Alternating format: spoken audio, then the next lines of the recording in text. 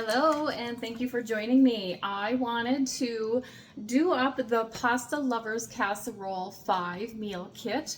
I'm actually doing this with a group of ladies later, so I'm excited for them to have 5 meals prepped, frozen, ready to go for the busyness once school starts and sports season starts. So, but I always like to try the recipes myself so that I can share with you my opinion of them, give you my review of them so that you know what you can expect. So the 5 meal kits, this catalog, you can do them all as you go, or you can do them ahead of time and freeze them and have them ready for when you need them. So fabulous option for you if you can put together 5 meals on Sunday evening or whatever day of the week, and then you're going to have those for future meals. So we have 4 options: the Tex-Mex, the Pasta Lovers, the My Main Dish, and then we have the soups on. So you could do all 4 of those and have 20 meals ready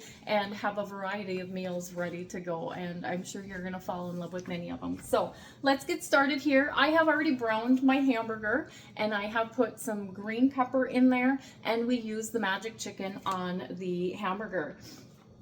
So we have that part done, and I already cooked my spaghetti noodles. So what am I making? Baked pesto spaghetti, I should tell you that. And you may notice that I'm using half of the ingredients because I'm doing a half a batch because there's only 2 of us. So know that that's an option too. Either make the whole meal, have one tonight, and then put one in the freezer for a couple of weeks down the road, or do your best at guessing half the ingredients. That's kind of what I've gone to do because there's only 2 of us. But these meals will feed 4 to 6 people. So just know that you're going to have enough to serve your family. So this one makes 6 servings. So we're going to go ahead. I have my hamburger, my green pepper, and my magic chicken in the magic chicken seasoning in the skillet, and I have that browned up. I have my pasta cooked. So now that we have this ready, we are going to want to simmer this again. So we're going to warm up the burner again. We are going to add crushed tomatoes, diced tomatoes, and dried tomato garlic pesto.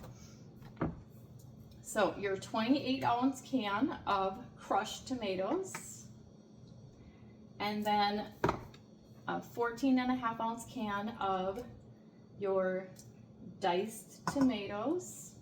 And yes, I am using petite diced because I'm like the kids. I like my chunks a little bit smaller. So a 14-ounce can of diced tomatoes. And then dried tomato and garlic pesto. So making the full package, you are going to be using 4 tablespoons of the dried tomato pesto, which, if you recall, would be 2 of the capfuls. Again, because I'm doing half a batch, I'm using 1.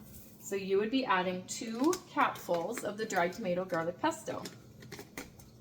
And we're going to bring this to a simmer. So I'm going to get a utensil to stir that. And we're just going to warm this up. We're going to get that seasoning blended in with those tomatoes.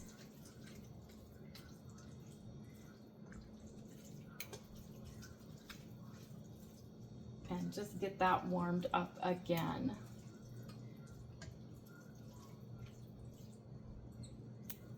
All right, it's looking pretty. We've got red tomatoes in there. We've got the green peppers. So a colorful dish.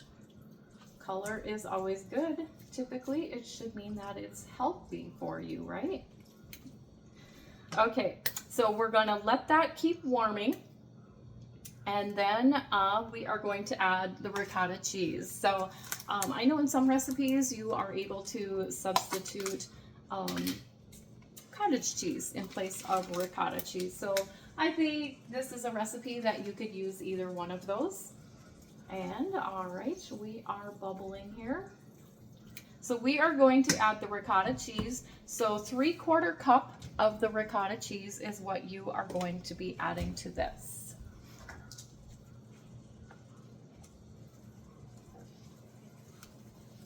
And then we're going to just let that melt into our mixture. So 3/4 cup of the ricotta cheese.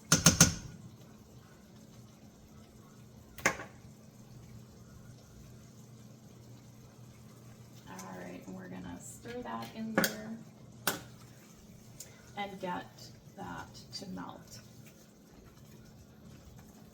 And I feel like it makes a difference as to what brand of ricotta cheese you purchase. There was an off brand that was on sale. I feel like this is an off brand. And it's not as smooth as maybe a more popular name brand, but purchase what you have available to you. So looking good and cheesy. We're melting in that ricotta. And then we are going to add in our pasta. So we're using spaghetti noodles. And I feel like this is a dish that would work with other noodles as well, but spaghetti makes it kind of fun. I'm gonna get those mixed in there, get all of them out of my colander.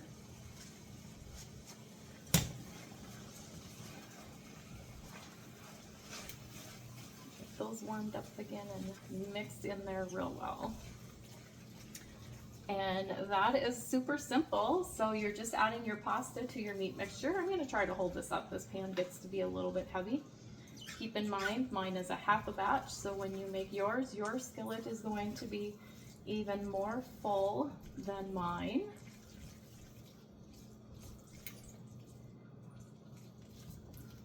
But so here's what we're looking at. Yeah, doesn't that look yummy? You've got all your cheese in there, the green pepper, tomatoes. We're going to turn the burner off so that is warmed together. And then we are going to put it into our pan. So I'm going to turn the camera around so we can put this into our pan. You would be using a 9x13 pan. It's at moments like this that I realize how weak I really am. There we go. We'll get that into our pan.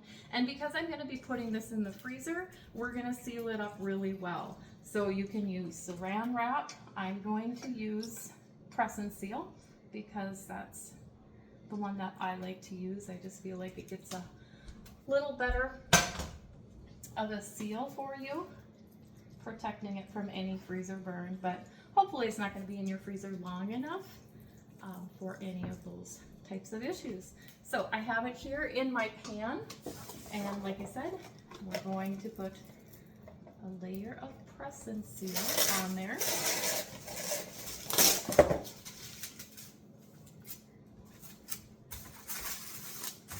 And seal that up real well.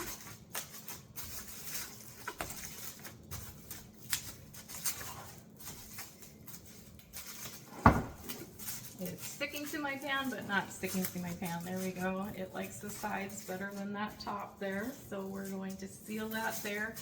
The important part is going to be to remember to take that off before you bake it. So once we have the press and seal on there, then we're going to wrap it in foil. So if you need to put yourself a note, remove saran wrap, remove press and seal, write that right on the top of your aluminum foil. I am going to write the name of the recipe on top of this so that I know what we're eating. And I also like to date them so that I know how long it's been in the freezer. And I sometimes do like to double foil them just to make sure it stays covered and wrapped up really well in the freezer there. So there you have it. This is our first recipe of 5 from the Pasta Lovers 5-meal kit, the baked pesto spaghetti. So if you try that one, let me know. Good luck with it. And I cannot wait to try this one myself. I know it's going to be delicious. Thanks for watching.